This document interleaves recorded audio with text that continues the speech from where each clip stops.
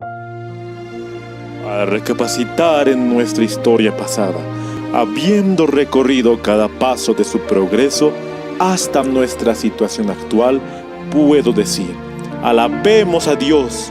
Mientras contemplo lo que el Señor ha hecho, me siento llena de asombro y confianza en Cristo como nuestro caudillo. No tenemos nada que temer del futuro, excepto que olvidemos la manera en que el Señor nos ha conducido y sus enseñanzas en nuestra historia pasada.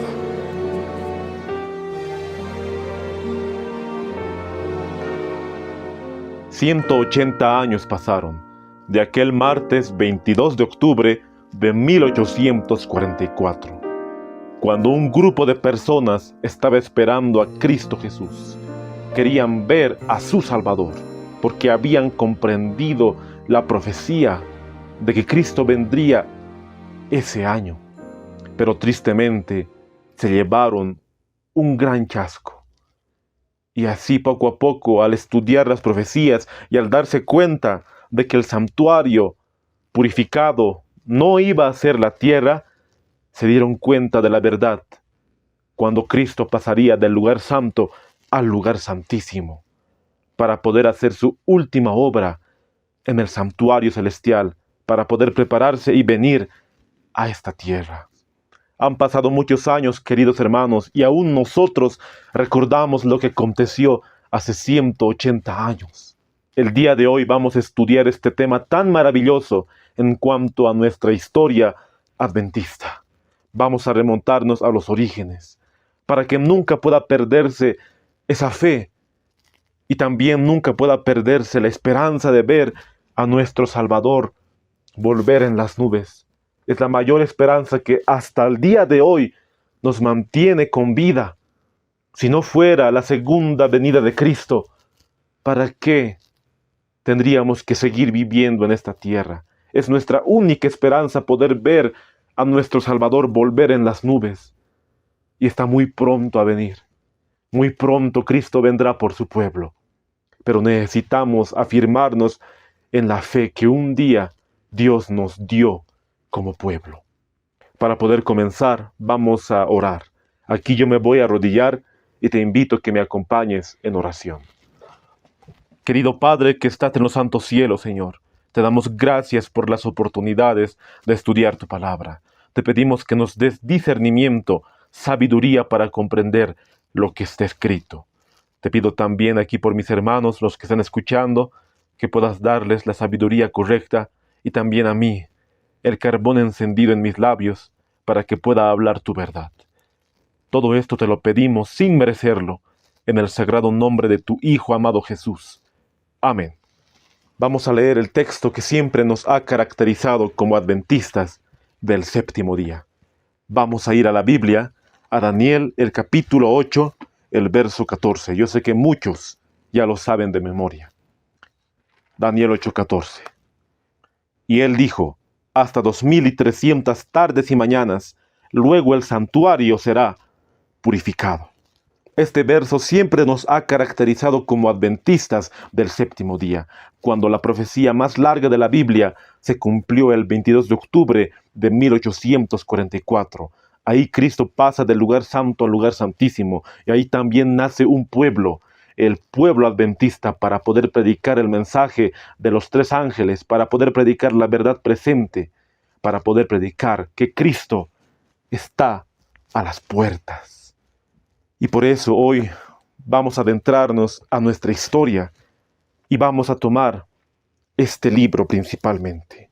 En el canal ya hemos hablado muchas veces de la historia, cómo surgió el adventismo, y nos hemos tomado el tiempo para poder analizar la vida de los pioneros quien Dios utilizó para poder predicar la verdad. En esta ocasión vamos a utilizar este libro, El Gran Movimiento Adventista, del pastor John Norton Loughborough. Vamos a leer muchas citas de este libro y cómo el pastor Loughborough presenció en vida lo que acontecía en el gran movimiento adventista. Voy a dar lectura a estas citas tan maravillosas.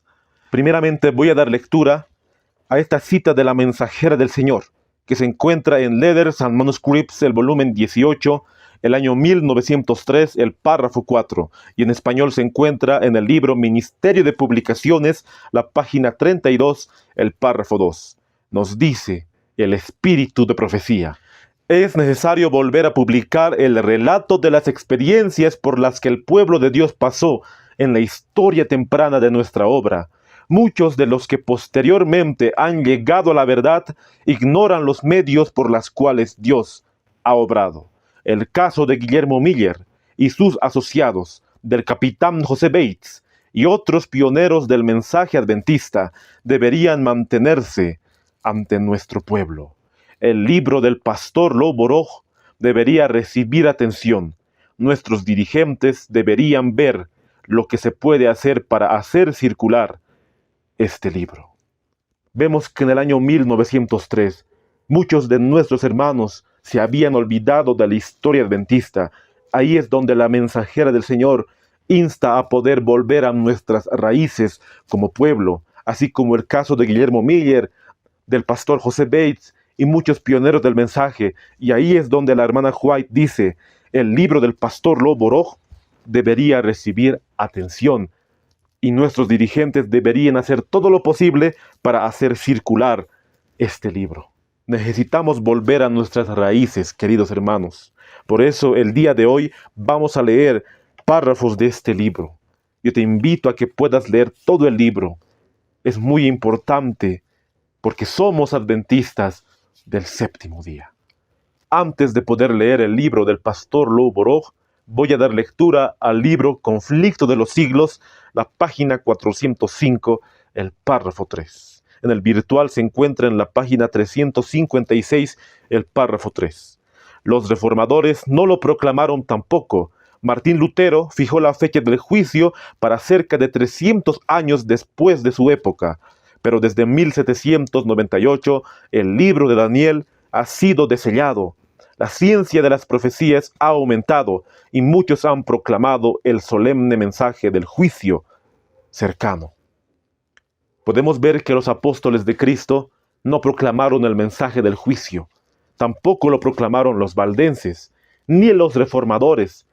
Martín Lutero había fijado la fecha del juicio 300 años después de su época.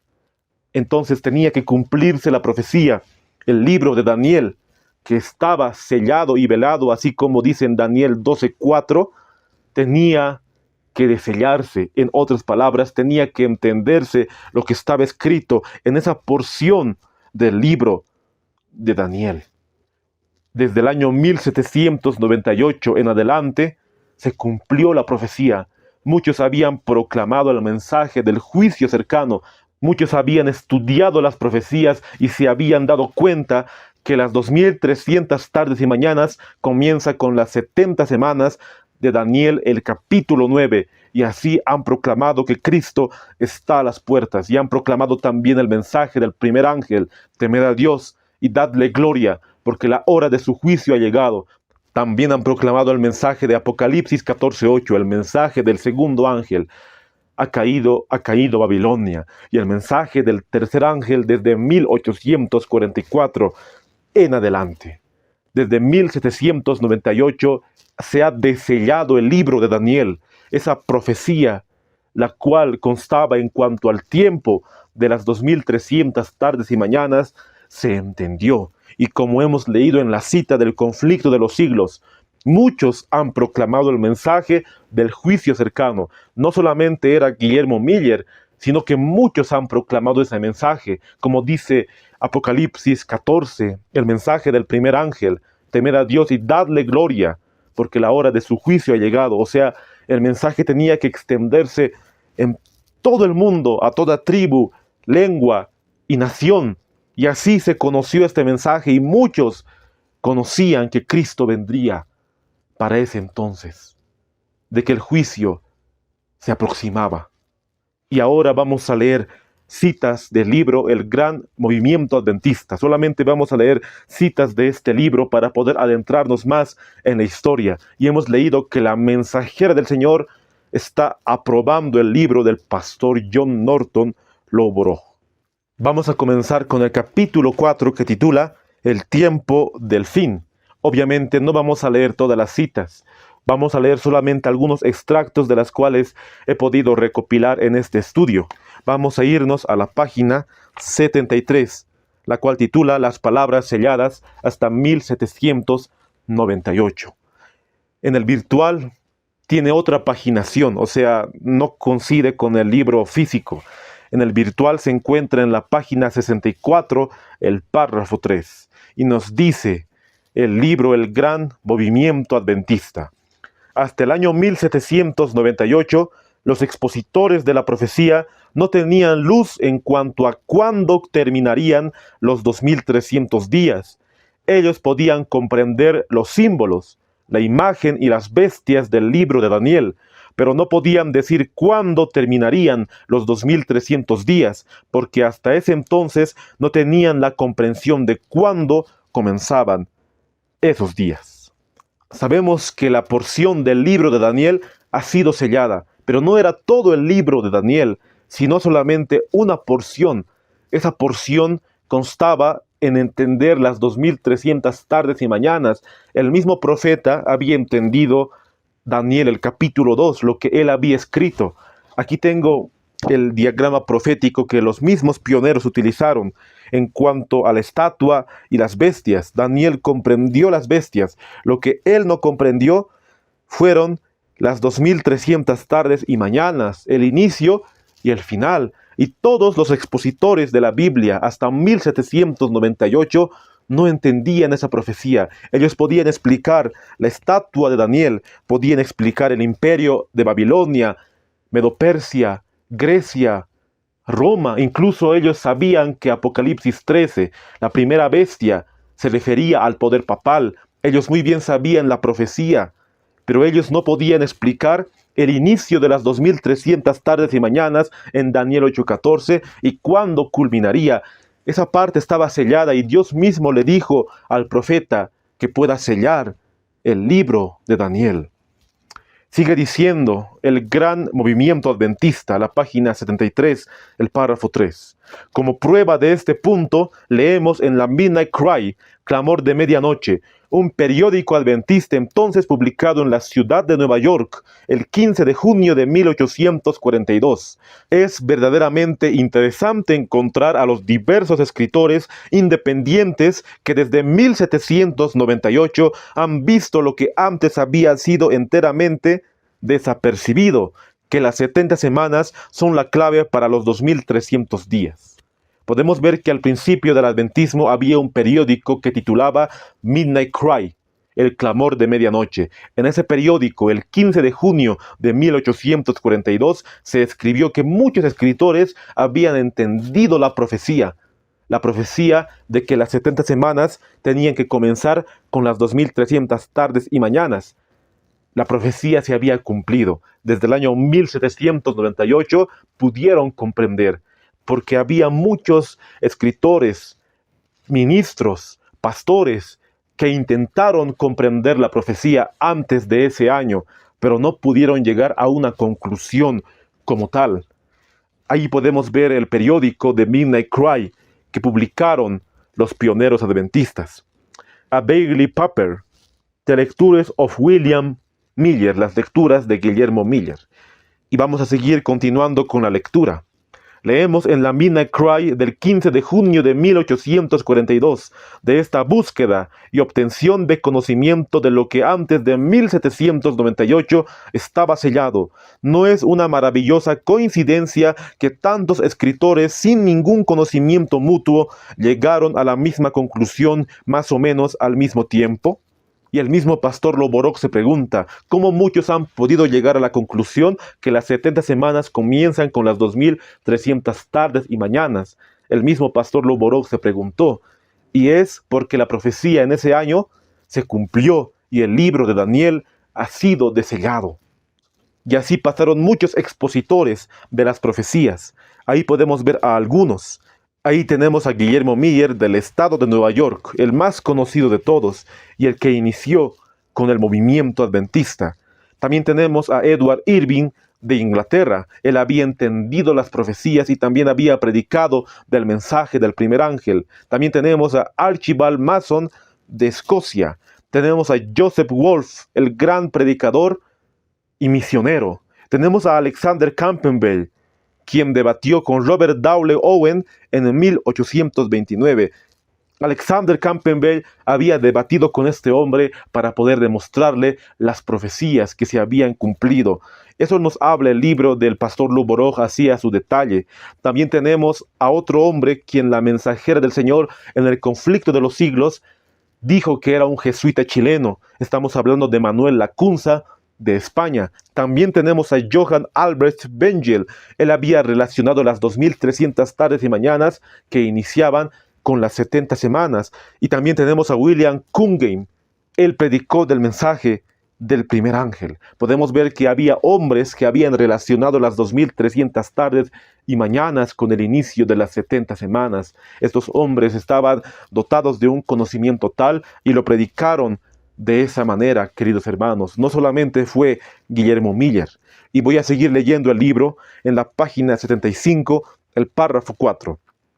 En la Midnight Cry del 31 de agosto de 1843, leemos que en 1822 Joseph Wolf publicó un libro titulado Él volverá, y además que en 1826 20 personas, todos de creencias ortodoxas, se reunieron en Londres para estudiar la Biblia. En forma unánime llegaron a la misma conclusión. Añadieron 45 años a los 1260, que terminaban en 1798. Nos llevaría a fines de 1843, año judío, que realmente es nuestro año, 1844.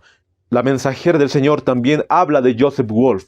Si bien ella no expone su vida de este gran hombre de Dios, podemos ver que sí lo menciona en el conflicto de los siglos. Joseph Wolf predicó mucho más que Guillermo Miller en el sentido de que viajó a muchos países, la cual también vamos a ver a cuántos países viajó predicando este mensaje. Y lo que más impresiona de este escrito que hemos leído en el libro es que en el año 1826, 20 personas ortodoxas se habían reunido con Joseph Wolf en Londres para poder estudiar la Biblia y en forma unánime habían sacado la conclusión que los 2260 se habían cumplido y que habían terminado en el año 1798. Eso es realmente impresionante, queridos hermanos. Dios estaba guiando a su pueblo poco a poco para que entiendan las profecías y así ellos entendieron que todo terminaría en 1843. También habían llegado a la misma conclusión que Guillermo Miller. Y ahí es cuando Joseph Wolf escribe su libro, Él volverá, el 31 de agosto de 1843. Vamos a seguir leyendo el libro.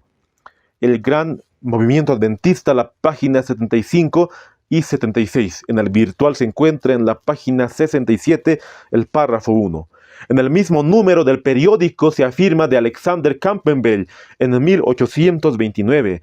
Había celebrado un debate con Robert Owen, el ateo, en el cual afirmó que las visiones de Daniel se extendían hasta el fin del tiempo, que los 2300 días son años y que terminarían alrededor de 1847.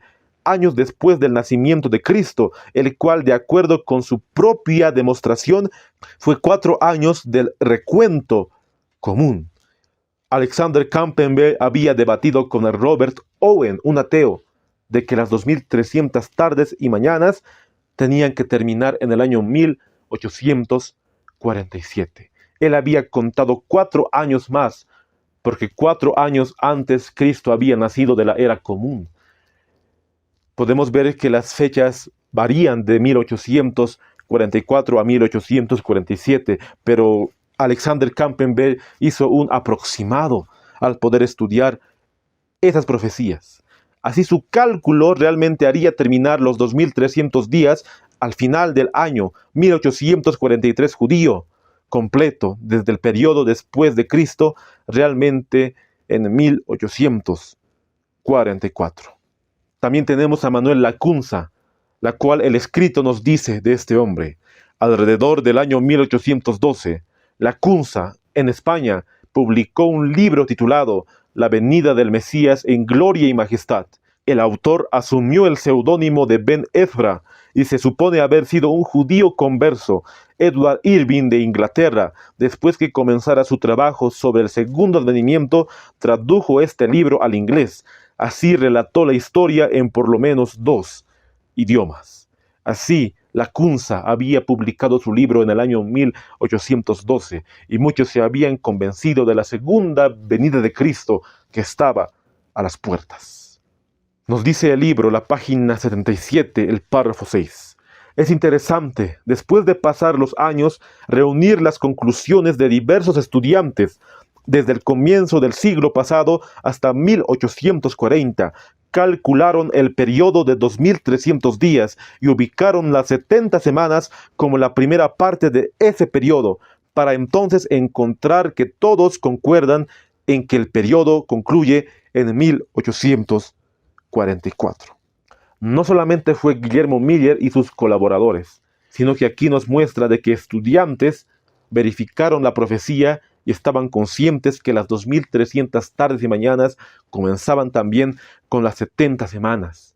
Y es triste hoy ver que muchos predicadores no comprenden la profecía de Daniel y las 70 semanas lo ponen para el futuro o lo ponen para un tiempo determinado, la cual no coincide con el inicio de las 2300 tardes y mañanas. Tristemente, esas personas, esos predicadores, están tan perdidos al poder poner las 70 semanas en un tiempo futuro. Es muy triste, queridos hermanos.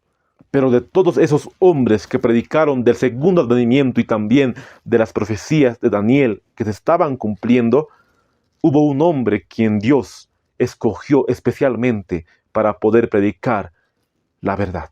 Ese hombre se llamó Guillermo Miller.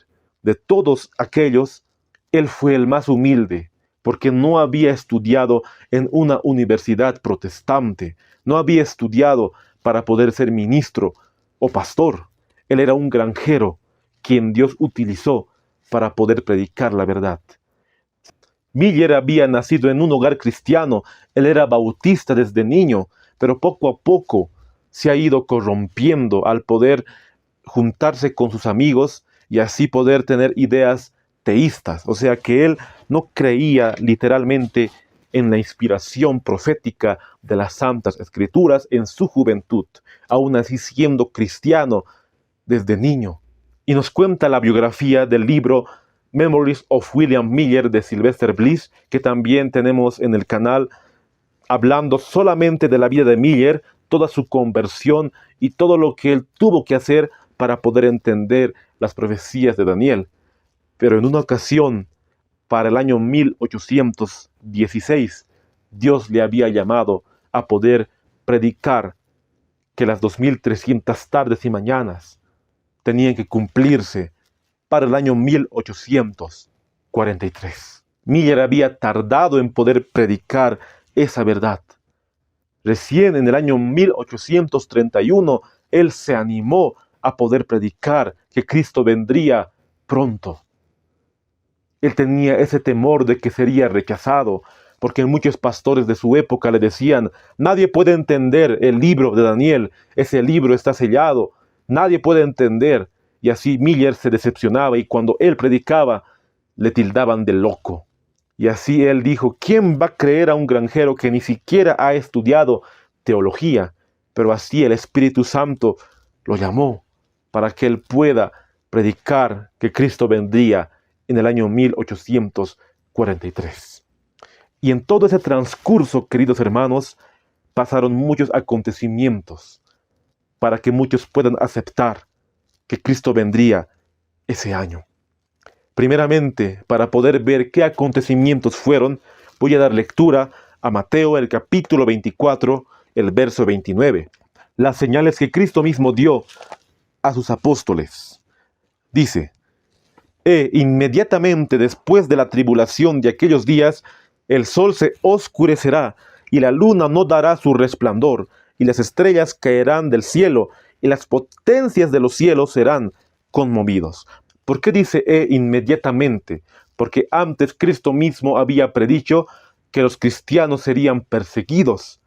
1260 años. Si bien en Mateo 24 no se menciona esa cifra, podemos ver que sí se menciona en Apocalipsis y también en Daniel. Los 3 años y medio como lo conocemos, o los 42 meses como tal, que es también la misma cifra de 1260 días, obviamente día por año. Después que acontecería ese acontecimiento, que los cristianos serían perseguidos, inmediatamente tenía que venir estas señales. La primera señal, el sol se oscurecería y la luna no daría su resplandor. Y el pastor Loborog en su libro lo explica. Vamos a leer la página 82, el párrafo 3, y en el virtual la página 73, el párrafo 3. El 19 de mayo de 1780, el sol se oscureció en forma sobrenatural.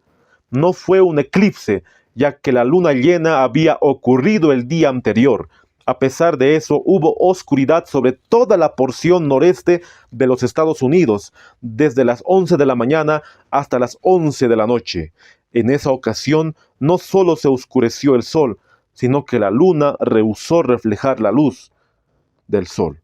Fue una oscuridad que impidió que el sol brillase sobre el disco de la luna, y como lo expresó Noah Webster muchos años después, no se ha asignado ninguna razón satisfactoria a esta oscuridad. Vemos que el 19 de mayo de 1780 se había oscurecido el sol de una forma tan repentina y tan misteriosa. Muchos científicos, astrólogos, no pudieron determinar cuál ha sido la razón por la cual el sol se oscureció. Incluso Noah Webster dijo que no se ha asignado razón satisfactoria a esta oscuridad. Desde las 11 de la mañana hasta las 11 de la noche, en toda la porción de los Estados Unidos. Una noche antes había sido luna llena, por eso no podía determinarse de que hubiera sido un eclipse.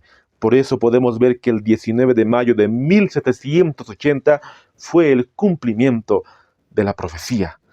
Vamos a seguir leyendo.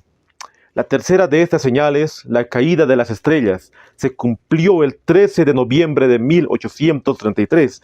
En esa noche, o más bien desde 5 horas antes del amanecer de ese día, hubo una lluvia meteórica, comparada por algunos con corrientes de fuego que caían del cielo, otros con chispas de fuego que volaban de alguna gran escena de fuegos artificiales. Otra profecía se había cumplido el 13 de noviembre de 1833. Y recordemos que en ese tiempo Guillermo Miller se había comprometido con Dios para poder predicar del mensaje de Daniel 8:14. 2 años antes fue el llamado a predicar y Miller aceptó.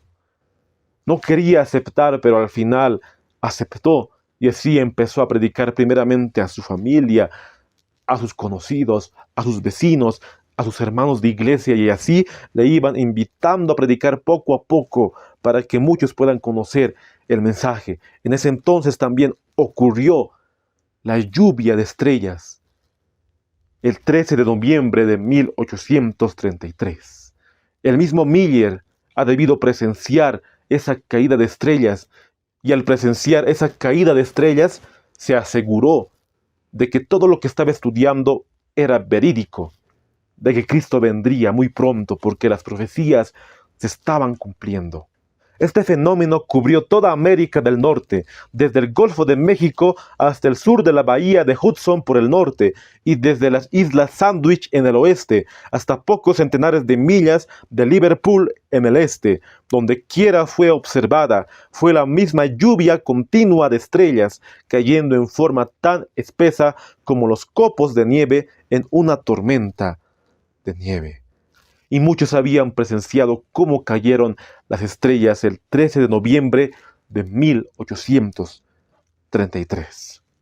En cumplimiento de esta predicción, encontramos que allí mismo, en 1833, el Señor estaba levantando sus mensajeros o ministros en diversas partes del mundo, quienes desde 1833 a 1834 hicieron sonar el clamor de la venida de Cristo estaba cercana a las puertas, y ellos enseñaron la parábola de la higuera apuntando a estas señales de su venida.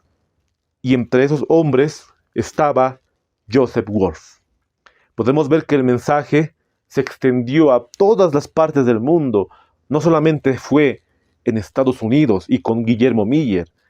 Gracias a Joseph Wolf, quien Dios lo utilizó para llevar ese mensaje. Nos dice el Gran Movimiento Adventista, la página 87, el párrafo 4. En 1831, Joseph Wolf fue enviado como misionero desde Gran Bretaña para trabajar entre los judíos en Palestina. Según sus diarios, hasta el año 1845 proclamó el próximo advenimiento en Palestina, Egipto, a orillas del Mar Rojo, Mesopotamia, Crimea, Persia, Georgia, por todo el Imperio Otomano, en Grecia, Arabia, Turquía, Bokhara, Afganistán, Cachemira, Indostán, Tíbet, Holanda, Escocia, Irlanda, en Constantinopla, Jerusalén, Santa Elena, también a bordo de barcos en el Mediterráneo y en la ciudad de Nueva York, y a todas las denominaciones. Él declara que predicó entre judíos, turcos, musulmanes, parsis, hindúes, caldeos, yezeditas, sirios, sabeos, jeques, pachás, shahs, los reyes de Jiva y Bujará, Uzbekistán, la reina de Grecia, etc. Podemos ver que Joseph Wolf había predicado por todas partes, en Asia, en India, en muchos lugares. Muchos habían conocido este mensaje, queridos hermanos, o sea, el mensaje que Cristo está a las puertas, y también el cumplimiento de las 2300 tardes y mañanas. Como mencioné, no solamente fue Guillermo Miller, Joshua B. Himes en Estados Unidos, sino también había sido en muchos lugares del mundo. Tal vez faltaría aquí en Sudamérica. No tenemos escritos que Joseph Wolf haya viajado a Sudamérica, o sea, a Bolivia, Brasil, Argentina, Paraguay, Perú, Colombia. No tenemos escritos. Y el mismo Wolf lo hubiera mencionado, entonces él no viajó hasta esos lugares. Tal vez porque no sabía quechua, aymara o los idiomas que predominaban en ese entonces. Pero sí otras personas escucharon el mensaje y muchos se habían cerciorado y habían aceptado en su corazón realmente. Cuando este mensaje fue primeramente anunciado, cada denominación cristiana sostenía que el juicio ocurriría en la segunda venida de Cristo. Así que en un pueblo, en estas circunstancias, que diera el mensaje de que la hora del juicio viene, al sustentar tal idea, necesariamente proclamaría la segunda venida de Cristo. En realidad, lo que dio fuerza al mensaje y movía poderosamente a la gente era la proclamación de un tiempo definido. Primero, afirmaban que el fin del mundo vendría en algún momento durante el año judío de 1843 y que abarcaba el periodo entre el 21 de marzo de 1843 o el 21 de marzo de 1844. Después que pasó esta fecha, leemos en la Midnight Cry del año 1844 que el día definido estaba fijado para la terminación de los tiempos proféticos, el 10º día del 7º mes judío, que correspondía al 22 de octubre de 1844. ¿Por qué muchos aceptaban a Cristo Jesús en su corazón y también aceptaban que Cristo vendría por segunda vez? Porque había un tiempo definido. 21 de marzo de 1843 habían puesto esa fecha de la segunda venida de Cristo. No fue primeramente 22 de octubre de 1844. Ellos pensaban que Cristo vendría el 21 de marzo de 1843. Le presionaron a Guillermo Miller para que él pueda poner ese tiempo determinado, porque Miller decía, Cristo vendrá para 1843, pero no decía una fecha literalmente como tal, y así la gente le empezaba a presionar, diciéndole, tenemos que saber el día, tenemos que saber la hora de la segunda venida de Cristo. Y así Miller, en el estudio que él tuvo, determinó que Cristo vendría en marzo de 1843, específicamente el 21 de marzo, o en marzo de 1844. Y eso impulsó para que muchos puedan aceptar a Cristo Jesús y también puedan aceptar las profecías de Daniel y Apocalipsis. Y con estos diagramas también se predicó la verdad. Pero hoy en día nosotros no podemos poner una fecha para la segunda venida de Cristo, porque muchos después del chasco pusieron fechas, y no se cumplió las fechas que esas personas pusieron.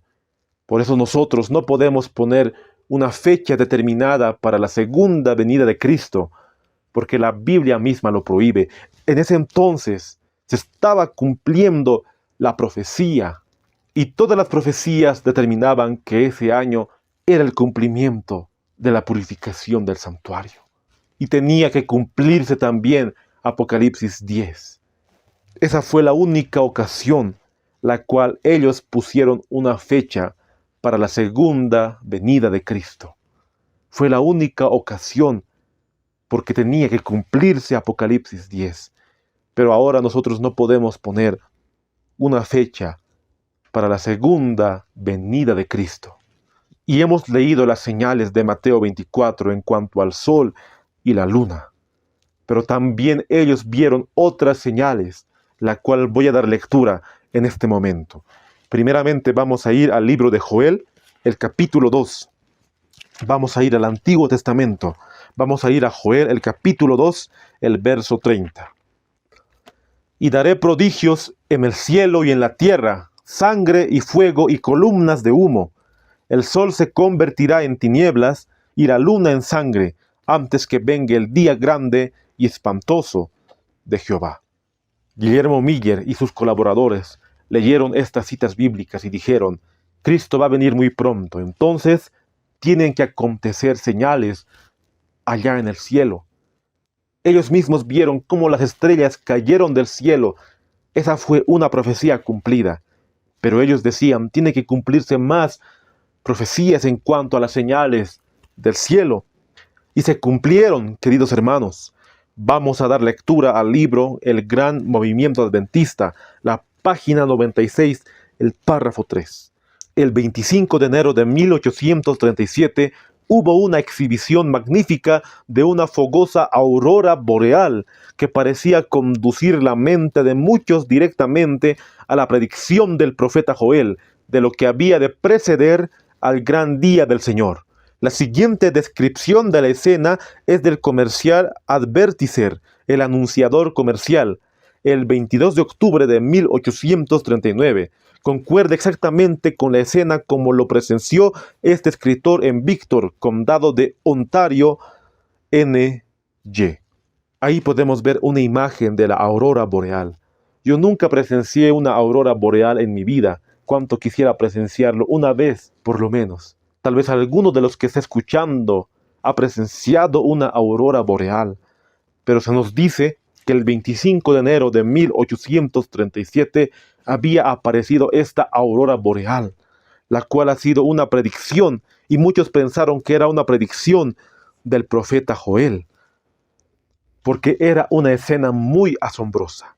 Sigue diciendo el libro: en un lugar situado cerca de una montaña, la gente que presenció la escena nos informó que parecían olas de fuego que bajaban por la montaña, y en general, hasta donde se pudo saber, la nieve que cubría el suelo parecía como fuego mezclado con sangre, mientras arriba, como dijo el apóstol, los cielos estaban ardiendo. Se parecía tanto a la descripción profética del día final que muchos se maravillaron. Los niños que la vieron y preguntaron si era la venida del juicio, y aún los animales temblaron con gran manifestación de alarma. Entonces no fue cualquier aurora boreal, sino fue una aurora donde las olas de fuego bajaban por la montaña. Realmente ha debido ser una escena muy impresionante en ese entonces. Incluso los niños tuvieron miedo, nos dice aquí en el libro. Incluso los animales temblaron con gran manifestación. Las personas tuvieron ese temor diciendo, el día del juicio se acerca. Esa fue una de las grandes señales, la fecha del 25 de enero de 1837. Y también hubo extrañas apariciones en el sol. Dice el libro, la página 98, el párrafo 2, y en el virtual, la página 89, el párrafo 2. Mientras los predicadores vivientes planteaban la verdad de la venida del Señor, muchas y variadas maravillas en los cielos se vieron en diversas partes del mundo. De estas, nuestro espacio solo permitirá una presentación de la apariencia del sol en Norwich, Inglaterra, en diciembre de 1843. Un fenómeno similar ocurrió en New Haven, Connecticut, el 9 de septiembre de 1844, durante 2 horas antes y después del mediodía, y fue presenciado por miles de personas. El libro mismo nos muestra esa aparición del sol, y ahí tú puedes ver en tu pantalla. Cuando yo vi esta imagen me asombré bastante cómo el sol estaba en esa ocasión del 9 de septiembre de 1844. Y en el mismo libro nos dice estas palabras. El pequeño círculo interior representa el sol. Era de un tono naranja claro. La parte exterior de los 2 círculos a distancias desiguales del sol y rodeándolo aparecían del mismo tono, pero la parte interior de esos círculos era de un amarillo profundo. El cielo dentro de esos círculos aparecía de un color pardo oscuro, y los 3 círculos grandes que pasan a través y por debajo del sol aparecían como de una luz brillante. Durante 2 horas después del mediodía apareció esa señal del sol. Fue una señal divina, queridos hermanos. En los días de hoy nosotros presenciamos señales del sol, la cual ves en tu pantalla. Yo sé que has presenciado esta señal del sol, pero lo que hemos leído es realmente algo más impresionante, la cual vemos en la foto. Nos dice que era de un tono naranja y el cielo era color pardo oscuro y había 3 círculos grandes que pasaban a través y por debajo del sol. Nosotros solamente hemos visto un círculo, pero en ese entonces, en la fecha 9 de septiembre de 1844, vieron 3 círculos que pasaban por debajo del sol. Para ellos ha sido un cumplimiento de Joel, el capítulo 2. Era una señal de la segunda venida de Cristo. Y de esa manera muchos aceptaron la invitación del clamor de medianoche. Un informe de este portento que apareció en conexión con el sol en New Haven, Connecticut, el 9 de septiembre de 1844, también se publicó en el Courant de Hartford del 12 de septiembre de 1844, y dice lo siguiente: los anillos alrededor del sol, el lunes 9 de septiembre de 1844, durante 2 horas antes y después del mediodía, parecen haber sido generalmente observados por nuestros ciudadanos con mucho interés, y despertó una curiosidad inteligente de aprender más con respecto a las apariciones de la misma clase y su causa. Había aparecido en los periódicos de ese entonces. Tanto ha sido el asombro que muchos se pusieron a estudiar ese fenómeno que pasó y aconteció en el cielo, pero ni la misma ciencia ha podido explicar qué aconteció o qué realmente pasó en esa fecha. Y así el libro El Gran Movimiento Adventista nos empieza a narrar muchas apariciones que aconteció en el cielo. Pero ahora vamos a ver los predicadores del Gran Movimiento Adventista. Vamos a nombrar a algunos de ellos. Primeramente iniciando con Guillermo Miller. Después siguió otro pastor. Fue pastor de la Iglesia de la Conexión Cristiana, el pastor Joshua B. Himes, quien había dejado todo para la predicación del Evangelio. También tenemos a Josías Litch, un predicador presbiteriano que se había convertido en predicador millerita. Él ayudó bastante para comprender el cumplimiento de la sexta trompeta. También tenemos a Charles Fitch. También había sido pastor presbiteriano, quien diseñó el diagrama profético de Habacuc, el capítulo 2, el verso 2 y el verso 3. Ahí tenemos a un predicador quien se llamó Elon Galusha, quien había predicado tanto en estas líneas de trabajo. También tenemos ahí a George Storr, un predicador quien había dejado todo para la predicación. Ellos fueron los más conocidos milleritas, queridos hermanos, pero hubo muchos hermanos más, muchas personas que iban aceptando el mensaje.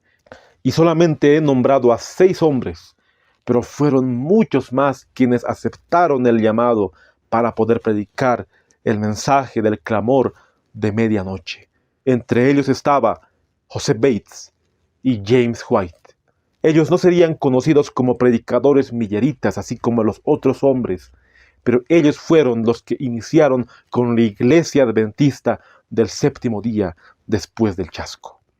Sigue diciendo el libro: ahora, en vez de encontrarse casi solo en la proclamación del mensaje como había sucedido antes de 1840, el pastor Miller, unos 300 se unieron a él para proclamar públicamente la terminación de los 2300 días y dar el clamor. El tiempo ya no sería más y la hora de su juicio ha llegado.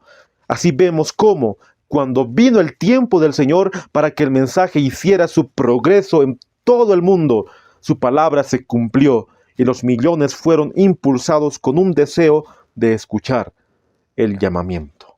Podemos ver que 300 hombres más se unieron. Dios iba llamando a su pueblo para poder unirse para esta gran obra y esta gran tarea. Y así también en este tiempo tiene que acontecer lo propio.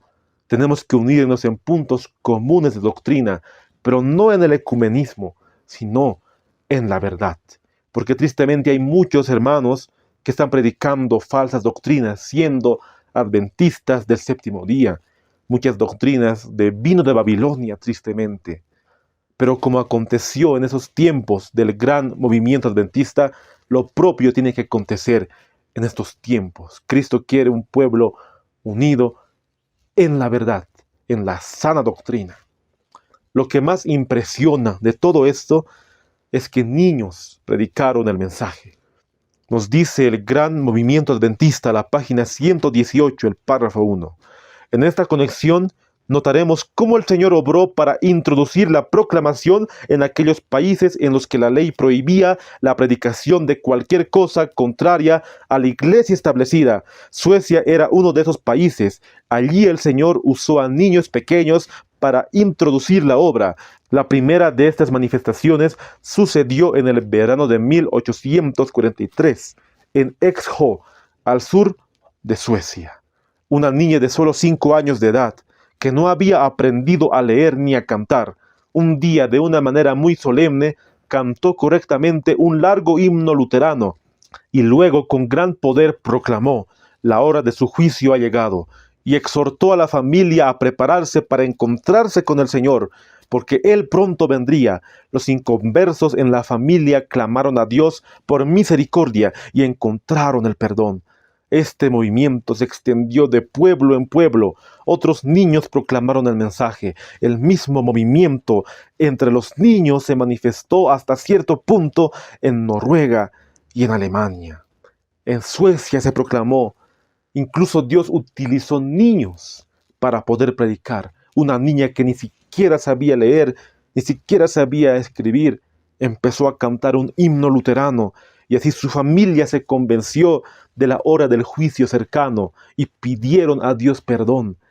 Y el libro nos habla de muchos niños que predicaron en ese entonces. Las leyes prohibían predicar, pero los niños lo hicieron, así como nos dice en Suecia, en Noruega y en Alemania. Y así también, en los tiempos cuando las leyes prohíban predicar, los niños predicarán. Niños de 8, 9, 10 años. El mensaje de que Cristo está a las puertas. Pero esos niños predicarán en cuanto a la imagen de la bestia, en cuanto a la ley dominical, del decreto papal, de que no tengamos que ver nada con esas artimañas del enemigo.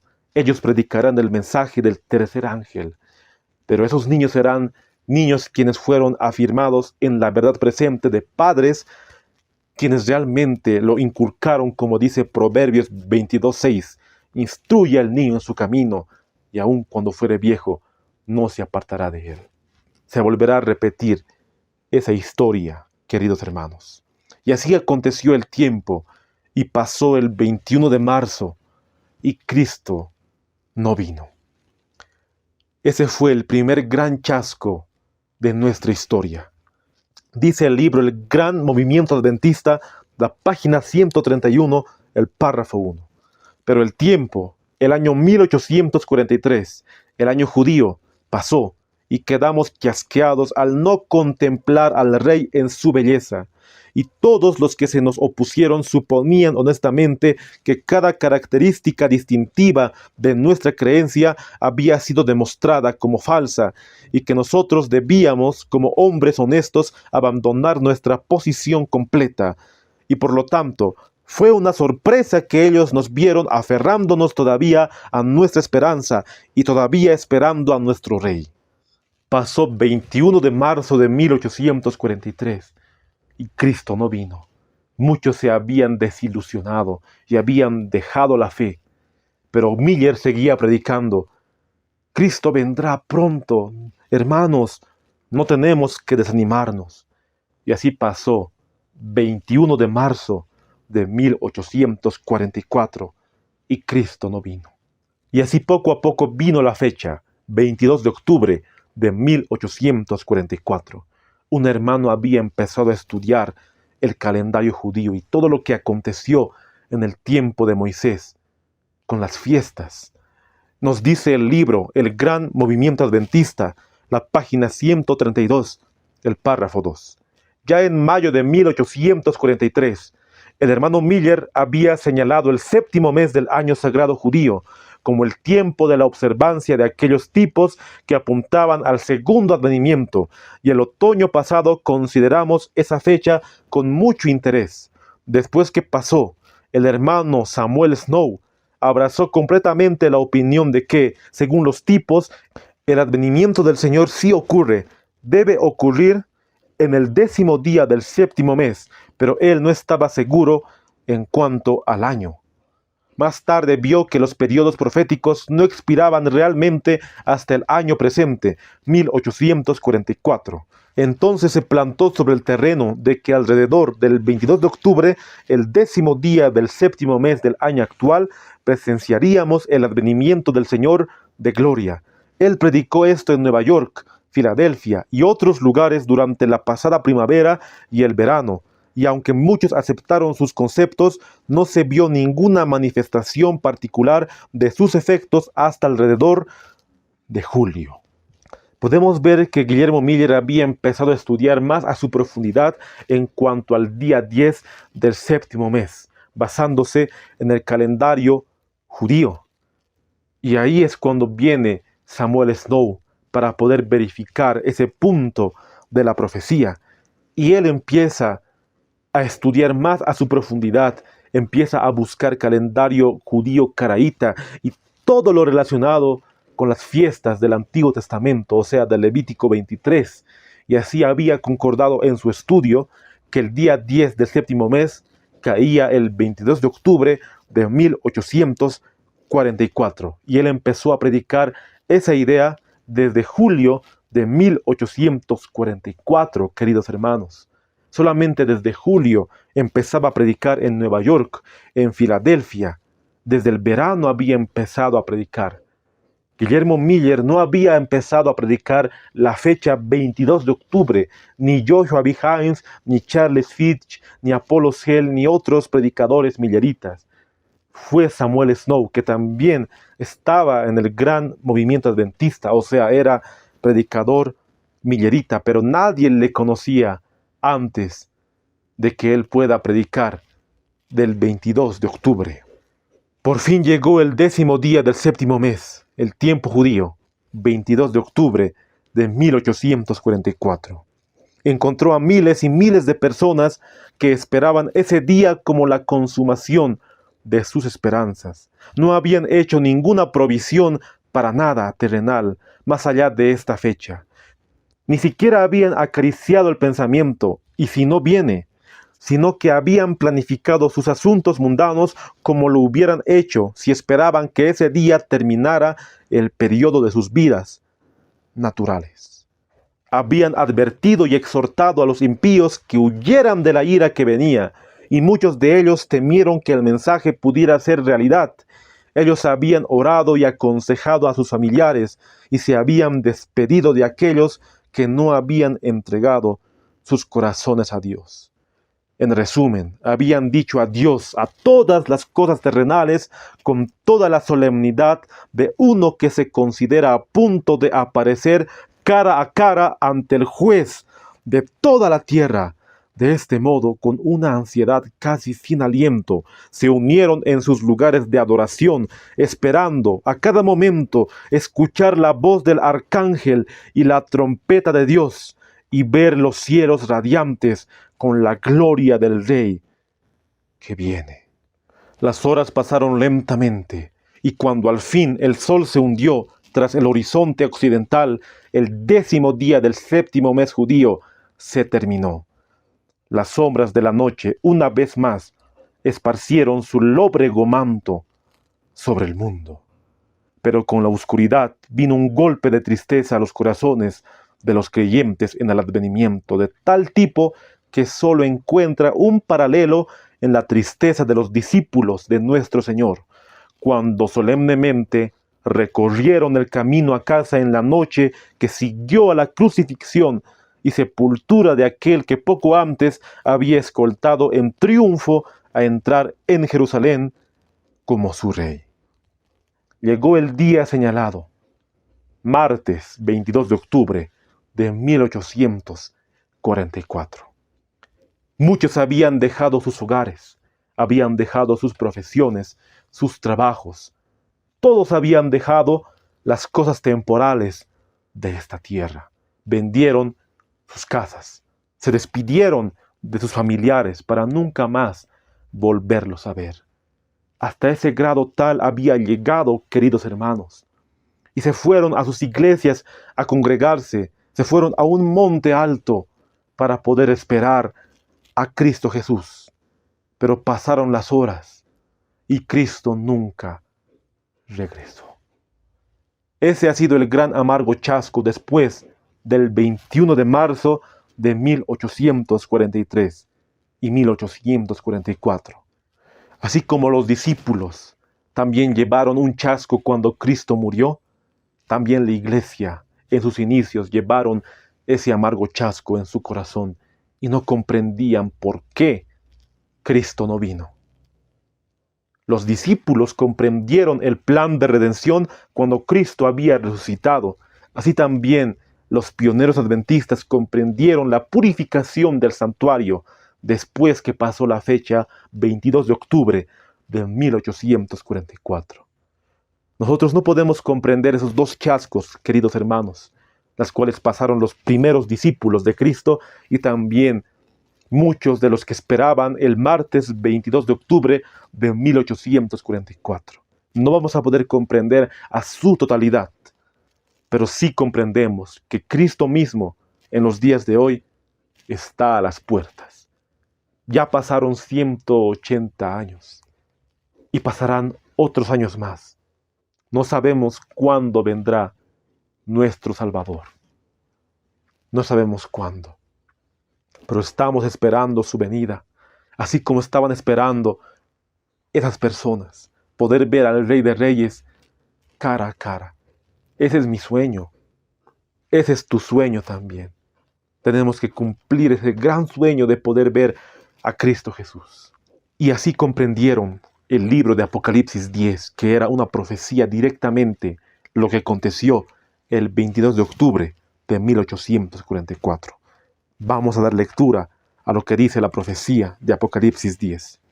La voz que oí del cielo habló otra vez conmigo y dijo: Ve y toma el librito que está abierto en la mano del ángel que está en pie sobre el mar y sobre la tierra. Y fui al ángel diciéndole que me diese el librito, y él me dijo: Toma y cómelo, y te amargará el vientre, pero en tu boca será dulce como la miel. Entonces tomé el librito de la mano del ángel y lo comí, y era dulce en mi boca como la miel, pero cuando lo hube comido, amargó mi vientre. Ese librito que nos habla Apocalipsis es la porción del libro de Daniel. El profeta comió el librito y le amargó en su vientre, pero era dulce como la miel. El mensaje dulce como la miel representa la segunda venida de Cristo. Que Cristo está muy pronto a venir. Ese era un mensaje de regocijo, así como la miel, dulce en el paladar, pero les amargó su vientre cuando Cristo no vino. Esa es la profecía de Apocalipsis 10, queridos hermanos. Y también está muy relacionado con Mateo 25, la parábola de las 10 vírgenes. Aconteció con el gran movimiento adventista. Estaban esperando al esposo, pero el esposo no vino. Y solamente aquellas quienes permanecieron después del 22 de octubre, o sea, después del chasco, entraron a las bodas. Pero no entraron literalmente, sino entraron por fe al santuario celestial, porque habían comprendido la profecía de la purificación del santuario. Y así nos narra el libro, el gran movimiento adventista en cuanto al cumplimiento del gran chasco de Apocalipsis 10. Nos dice la página 157, el párrafo 3, y en el virtual la página 148, el párrafo 4. El libro mencionado en Apocalipsis 10, del cual se dijo que para quien lo comiera sería dulce como la miel, pero tan pronto como la comió fue amargo, o como algunos lo traducen, tan pronto como la digerí en mi estómago, fue pícara. Era ese libro de la cual el ángel anunció por la autoridad de quien hizo el cielo, la tierra y el mar, y el tiempo no sería más. Comer ese libro entonces debe representar una aceptación gozosa de la proclamación del tiempo. La repentina amargura del bocado para aquellos que lo comieron debe representar el triste contraste en su experiencia después que pasó el tiempo del libro y se encontraron dolorosamente chasqueados en sus expectativas. De esa manera lo explica el pastor Lóboro en cuanto a Apocalipsis 10. Pero en ese contexto hemos nacido, en el contexto de la profecía de Apocalipsis 10, relacionada con Daniel, el capítulo 8, el verso 14. Hay mucho más en cuanto a lo que nos dice este maravilloso libro. Yo te invito a que puedas examinarlo, estudiarlo a su profundidad y a su detalle. Aquí solamente recopilé algunas que me pareció peculiar poder estudiarlas. Pero voy a acabar con estas citas para comprender cómo realmente los que siguieron después del chasco no se desanimaron, siguieron estudiando y así Dios les dio la comprensión del santuario. El gran movimiento adventista, la página 158, el párrafo 3. Estábamos perplejos y chasqueados. No obstante, no renunciamos a nuestra fe. Sentimos que habíamos cumplido nuestro deber. Habíamos vivido a la altura de nuestra preciosa fe. Estábamos chasqueados, pero no desanimados. Necesitamos una paciencia sin límites, porque los burladores eran muchos. Con frecuencia nos saludaban con alusiones burlonas a nuestro chasco anterior. Nuestros conocidos mundanos y hasta algunos cristianos profesos que aceptaban la Biblia, pero no habían aprendido sus verdades grandes e importantes, se desahogaban con expresiones tales como: ustedes todavía no han subido, ¿cuándo esperan subir? Y otras similares. La mortalidad todavía se aferraba a nosotros. Los efectos de la maldición estaban a nuestro alrededor. Era difícil afrontar de nuevo las cargas molestas de la vida que habíamos creído dejar atrás para siempre. Estaban desanimados, pero no chasqueados. Lo peor de todo ha sido las burlas después del 22 de octubre. Esas burlas fueron: ¿cuándo subirán ustedes? Con un tono de burla, con un tono de mofa, se empezaban a reír de aquellos quienes estaban esperando ese martes 22 de octubre de 1844. La mayoría de los que aceptaron el mensaje después que pasó el chasco nunca más quisieron saber nada de la palabra de Dios y así se fueron al mundo. Otros siguieron en sus iglesias metodistas, bautistas, pero no quisieron saber del sábado. Y así poco a poco se iban chasqueando. Otros seguían poniendo fechas para la venida de Cristo.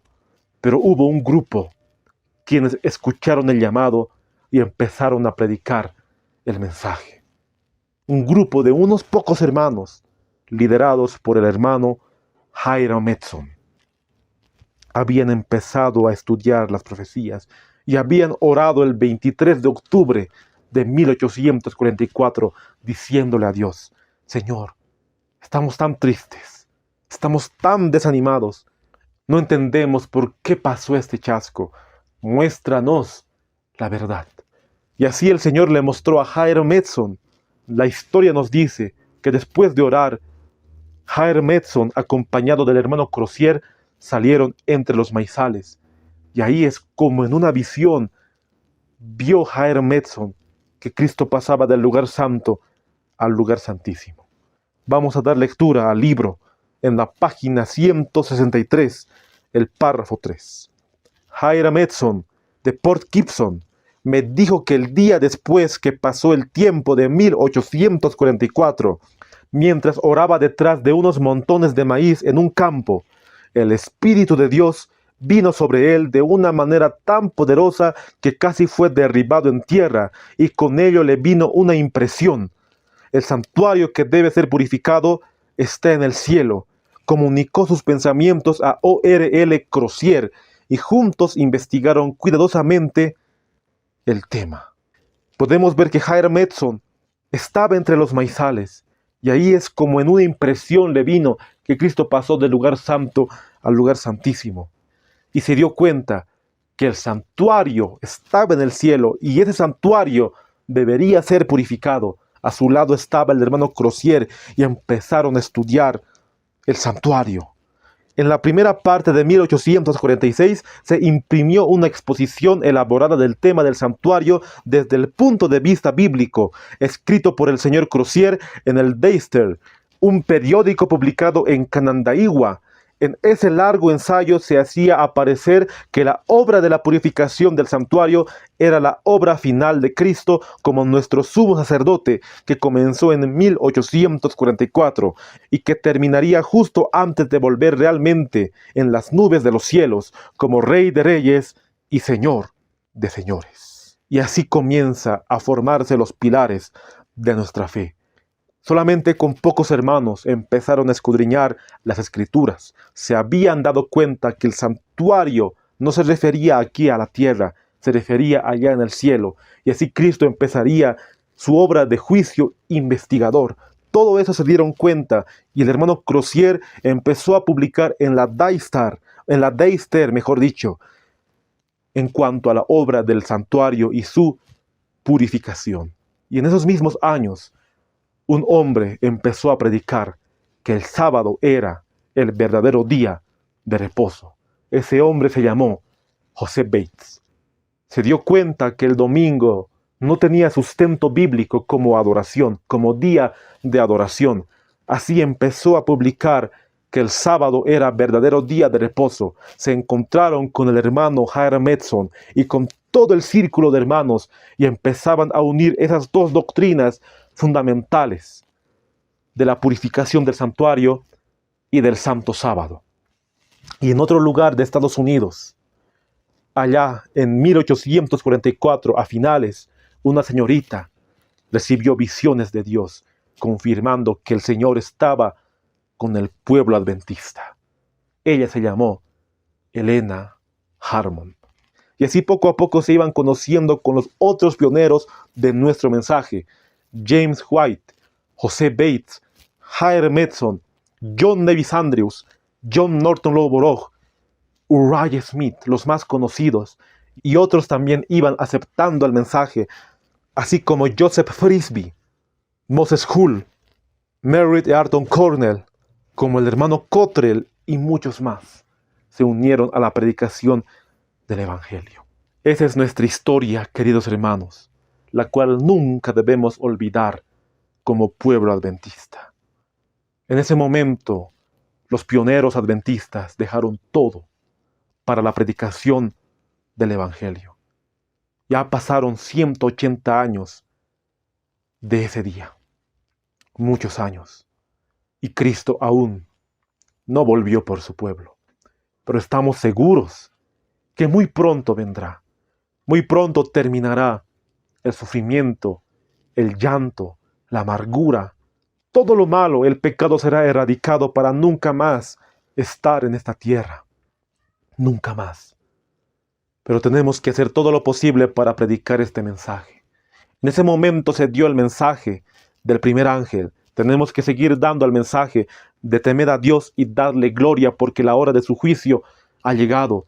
El mensaje del segundo ángel ha caído Babilonia, y el mensaje del tercer ángel que va en contra de la imagen de la bestia, que va en contra de un día de adoración como tal del decreto dominical, de la marca de la bestia. Ese es nuestro mensaje en los días de hoy, que tiene que ser predicado al mundo entero. Y como dice la cita de la mensajera del Señor, la última cita que ella escribió, al recapacitar en nuestra historia pasada, habiendo recorrido cada paso de su progreso hasta nuestra situación actual, podemos decir: alabemos a Dios. Mientras contemplo lo que el Señor ha hecho, me siento llena de asombro y confianza en Cristo como nuestro caudillo. No tenemos nada que temer del futuro, excepto que olvidemos la manera en que el Señor nos ha conducido y sus enseñanzas en nuestra historia pasada. No tenemos nada que temer al futuro, hermanos. Se viene una ley dominical, se viene una persecución, la cual nunca hemos visto en esta tierra. Pero no tenemos que temer nada a lo que se viene, a menos que olvidemos cómo Dios nos ha conducido en el movimiento adventista, en el gran movimiento adventista del año 1840 en adelante. El Señor siempre estará con nosotros si nosotros nunca lo abandonamos a Él. Hemos llegado a la parte final de este estudio. Espero que haya sido de gran bendición todas las citas que hemos leído y podamos afianzarnos más en el mensaje adventista. No poder predicar falsa doctrina, sino poder predicar la verdad y así preparar nuestro corazón, dejar el pecado y poder esperar a Cristo en gloria y majestad. Aquí yo me voy a arrodillar y te invito a que me acompañes en oración. Querido Padre que estás en los santos cielos, Señor, estamos muy agradecidos por el tema que nos has impartido. Hemos recordado nuestra historia con el libro El Gran Movimiento Adventista. Tenemos nuestro corazón lleno de gratitud y también nuestro corazón lleno de esperanza de la segunda venida de Cristo. Es lo único que nos mantiene con pie, que nos mantiene con vida, de ver a nuestro Salvador volver en las nubes y ser salvos y estar por toda la eternidad con nuestro Salvador y nuestro Redentor. Te pedimos, querido Padre, que nos ayudes a comprender más a su profundidad la profecía, la historia, la doctrina, sin adulteración. Te pido por mi hermana, por mi hermano que siempre escuchan los videos, tú puedas darle discernimiento y sabiduría para comprender tus grandes verdades. Que se haga tu voluntad en nuestras vidas, querido Padre. Todo esto te lo pedimos sin merecerlo, en el sagrado nombre de tu Hijo amado Salvador Jesús. Amén. ¿Por qué no volvió mi Salvador? Y yo me pregunto sin cesar, ¿por qué no fue hoy? Yo no lo sé. ¿Y cuándo será? Tampoco sé. No sé. Mas ¿quién soy para cuestionar las cosas que veló? ¿Y quién soy para preguntar por qué aún él no volvió? Seguro estoy que el 22 En el otoño algo pasó, la profecía se cumplió.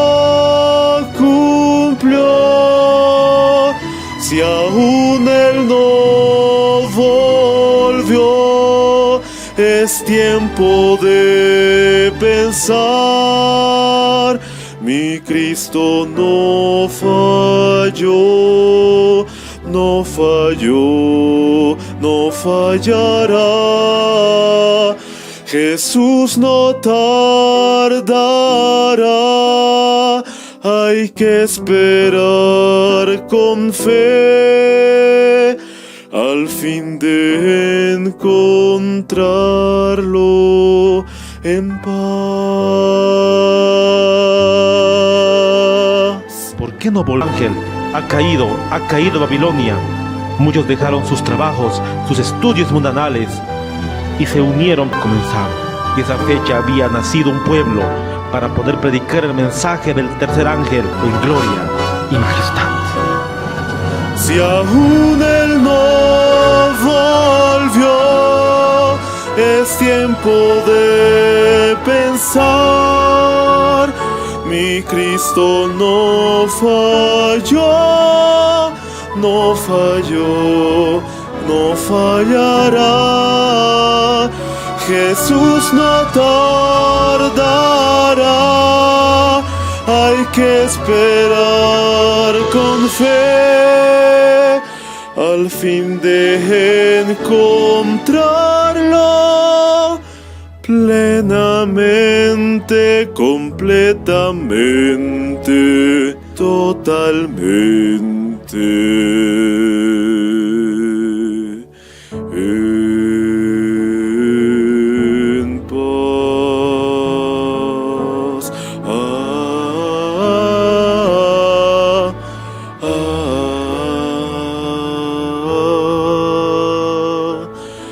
En